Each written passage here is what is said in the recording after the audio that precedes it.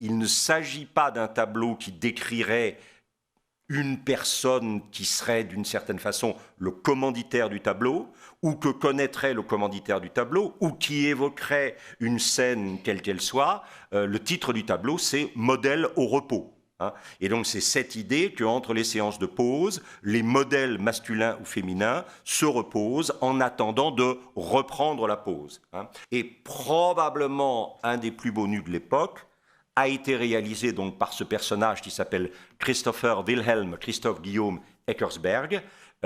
Alors, j'aime beaucoup celui-ci parce qu'évidemment, il joue toujours sur quelque chose d'essentiel dans l'histoire de la peinture, c'est-à-dire l'idée de fenêtre et miroir.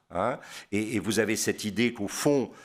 tout tableau, c'est un coin de réalité vu à travers un tempérament, comme disait l'autre, et qu'en même temps, le tableau met toujours en miroir la vision spécifique du peintre. Ici, c'est le modèle qui se reflète dans le tableau, Narcisse. Vous pourriez penser, et là évidemment je pense que Eckersberg de façon très astucieuse vous suggère qu'il y a peut-être une dimension un tout petit peu voyeuriste dans toute forme de peinture, puisque vous êtes peut-être en train de vous dire que vous ne voyez pas l'essentiel, puisque le modèle est de dos, et que probablement le miroir va vous aider, mais en fait vous remarquerez que le miroir, la courbe du miroir s'arrête juste au-dessus des pointes des seins. Donc voilà,